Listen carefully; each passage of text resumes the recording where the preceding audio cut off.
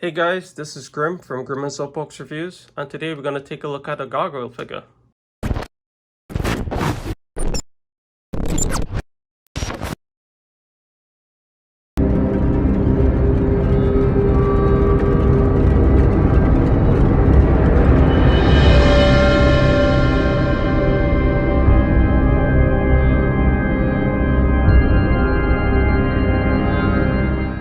Okay, so the gargoyle in the box is Hudson. You could probably see it from right here.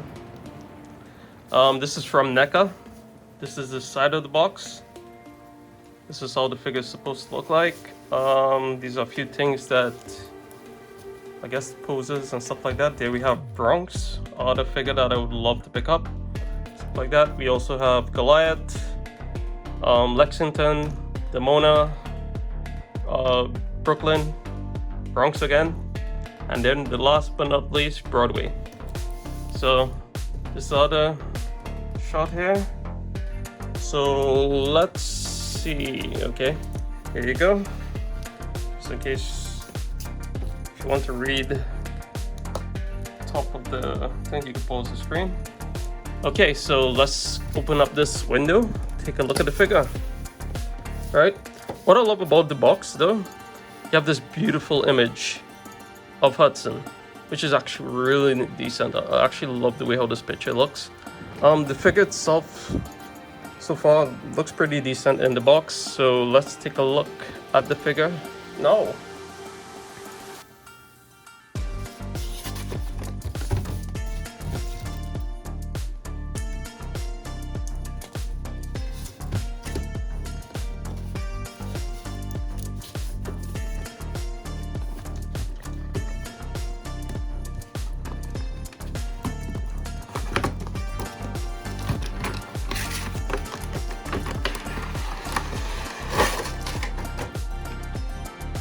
And nothing else in the box. There's this nice little cutout thing. I'm not too sure if it could come out. Can it? Yes, it can. So sweet. So let's pull this guy here out. Okay, so here we have Hudson out of the box. First impression, freaking amazing. I love the way this figure looks. I loved everything, like the dry brushing, the weathering of the clothing, the belt buckle, the paint looks pretty good, decent. It's like almost like if it's like chipped up, stuff like that. It looks pretty. All the handbands, you know, all the straps. What I mean, they're pretty decent as well. I love the overlap of plastic here. Makes it look pretty decent. So let's rest this guy aside and take a look at what he comes with. Okay, so he doesn't come with quite a lot, but I guess it's a lot for today's standard. But okay, so he comes with a alternative head sculpt. Now this head sculpt looks pretty beastly. Can't complain about that. Looks pretty good. Rest this aside. He comes with his tail. There's one little articulation piece here. Just to move it about, I probably will have to heat these joints a little bit, because definitely this might break because of this here being so tight. There's some little dots. I don't know if the camera can pick it up behind that. It's kind of weird, but I guess it is what it is. Oh, it's bendable. Wow. Okay, didn't know that. Plus, here we have his sword. Pretty detailed, looks pretty old. Very accurate to, well, kind of accurate to what it was in the cartoon. Again, I love the I guess the panel lining to bring out the details in the sword, especially in all the crevices and cracks. Makes it look pretty ancient. Like it's, well, he's been around for a while, so yeah, definitely. Here we have also these relaxed PF hands. We will test them out on the figure, make sure they look, I gotta say they look good. The nails, you can make out the nails and stuff like that, which is nice. You even have like those lines on the palms, which are freaking awesome. The veins, you can make it out. is pretty cool. He also has some relaxed fist, as well as, I'm guessing, you could also put a sword in it, whatever, which one of these hands. He also comes with a holding hand, so I'm guessing it must look like he could fit a mug in his hand. It looks pretty, well, which is kind of cool, you know, especially for, you know, when taking photos and stuff like that. So this is a plus. And the most important part of a gargoyle, his wings. And these look pretty cool. I like the way how it feels. It's very textured.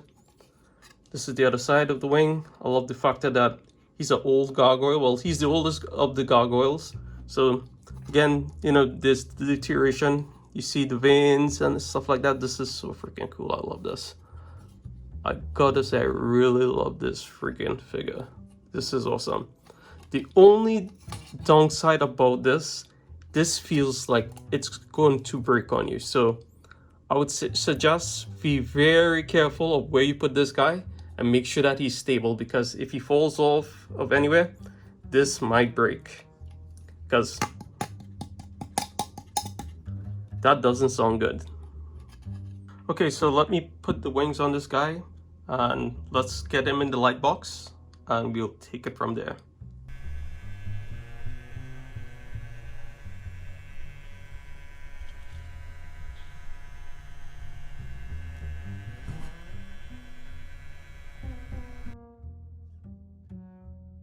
Okay, so let's go over a few things that I really don't like about this figure.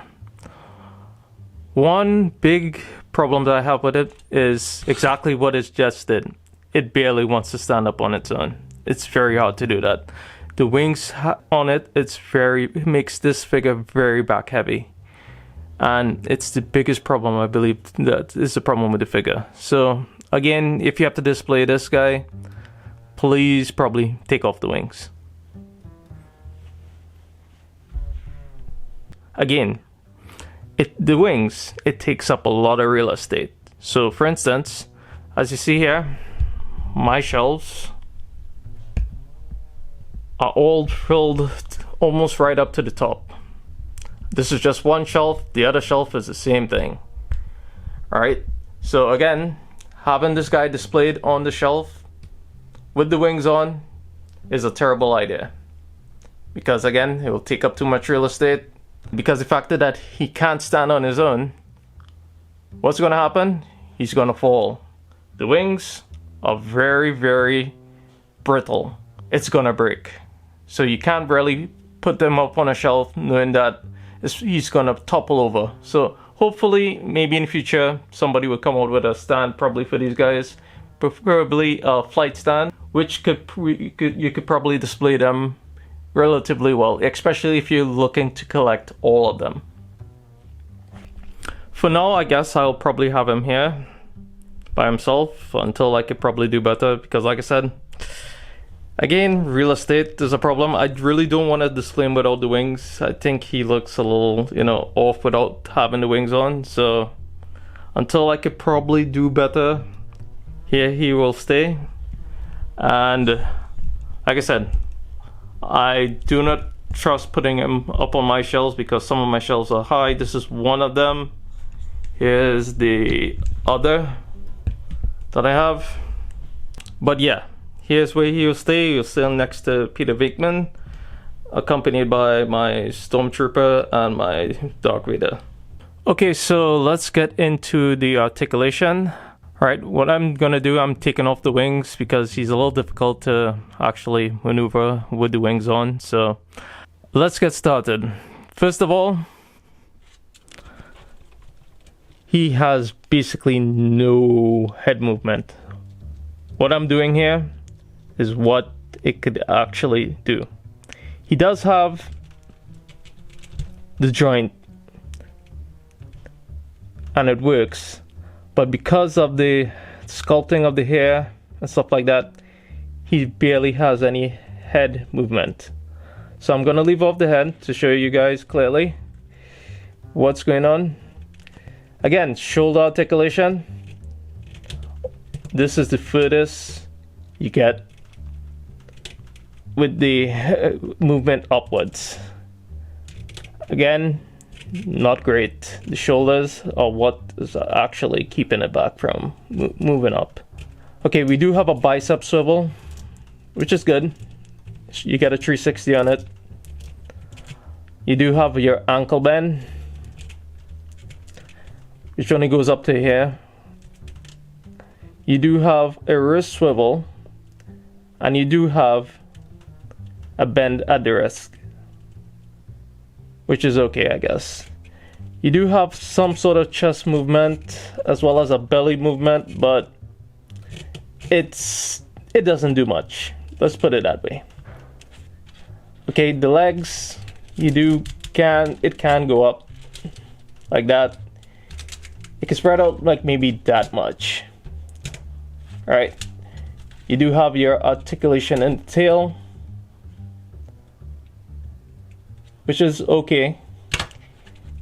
You do have a knee swivel, which is okay, good. And you do have somewhat of a knee bend, if you want to call it that.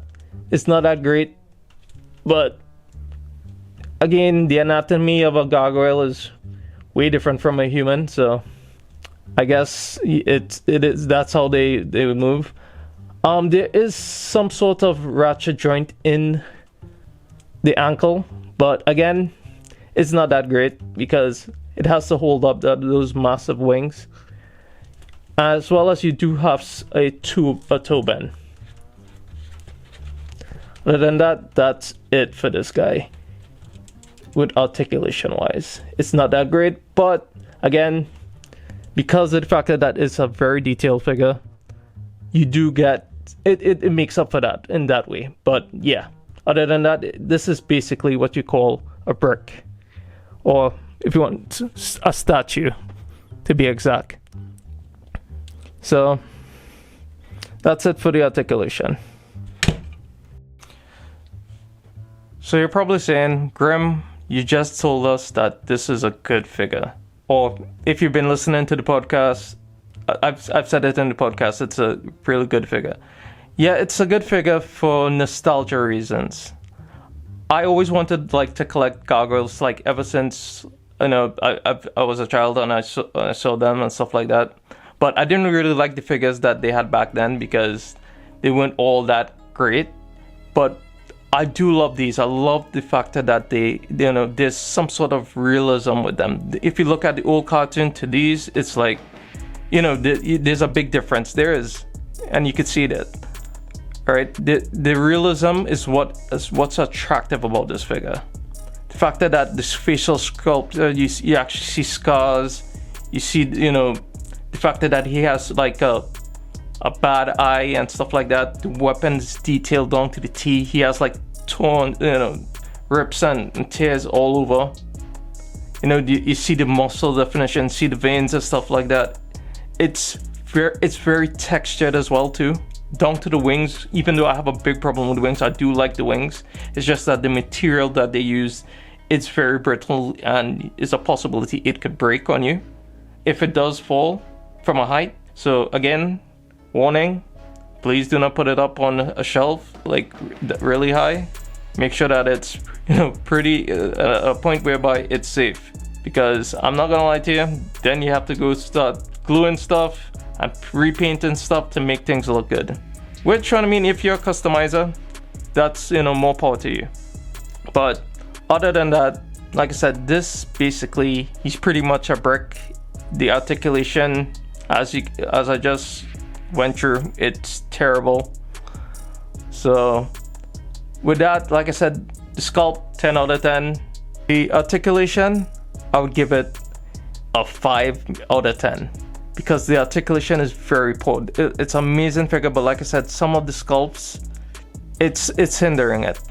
Like I said, the shoulder pads as well as the hair, I mean, if they could do probably something better, like I said, if they separate this whereby this was its own piece and it could raise up and stuff like that, which it looks like you could probably take it out because it does have, these things do look like you could just slip it out and pop and it comes out.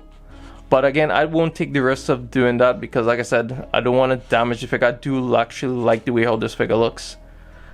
But yeah, it's, you know, it's kind of piss poor. But I mean, hopefully the others aren't too like that, because Lexington, he doesn't have like the long hair and stuff like that. Brooklyn does, Goliath does, Broadway doesn't, Bronx doesn't.